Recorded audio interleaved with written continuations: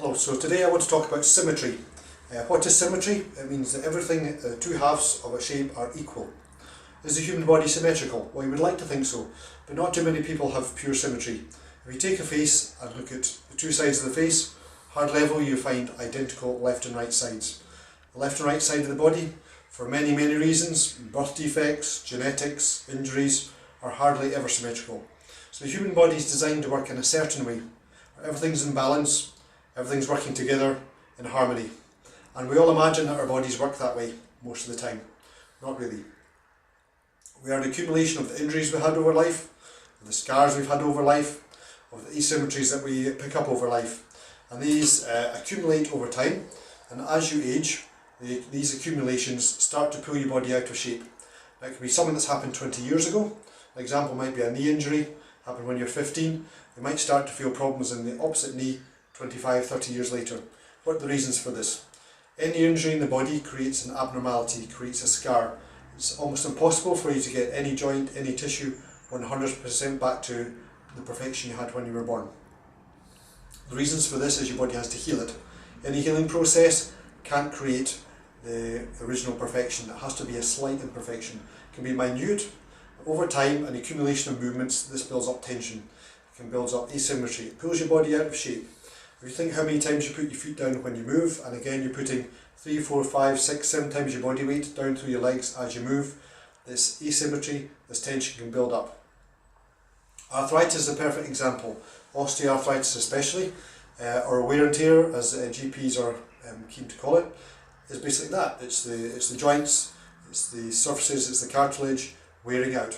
Now this may happen naturally, or may happen due to an asymmetry. Where this is specifically prevalent for physiotherapy is in the rehabilitation of injury. If you don't get an injury rehabilitated back to as close to perfection as possible, as time goes on, the slight weakness you have left, the slight decreased range of movement, the slight change in movement is going to build up and build up and build up and cause strain and wear and tear in the system. So take for example a wrist. Classic is a wrist fracture from falling on ice. The bones in the wrist are very complex in the way that they move. You may end up 3 months down the line, which is the average healing time to get back to a reasonably normal range of movement. You may end up with no pain. You may end up with no discomfort. Your subconscious brain thinks, brilliant, back to normal, sorted, off we go, and you don't pay it any more attention. However, without the proper knowledge, you haven't got that wrist back to normal strength. You may not have the absolute full possible range of movement back that you may do. The full healing process can take from 18 months to 2 years. You're not aware of that, it goes on in the background. Your brain just carries on. The physiology in your body just heals and heals and heals in the background, and this happens all the time, constantly. Cells in your body are regenerating every second, every millisecond as time goes on, and you're not aware of this. However, if you do not help that healing process back to the maximum you possibly can, you're going to be left with a weakness, you're going to be left with a decreased range of movement, you're left with stiffness, and over time this creates a chain. So that weakness in the wrist will have to be compensated for by working your elbow harder, your shoulder harder, your neck harder, and over time this tension builds up.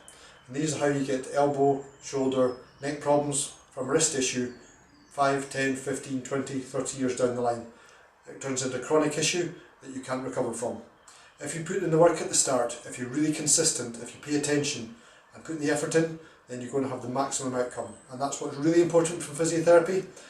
We can give you all the knowledge that we can tell you what to do, we can put our hands on, we can do all the manipulation, massage, acupuncture, electrotherapy, as much as we can, but the eventual outcome is actually down to you, how much effort you're willing to put in.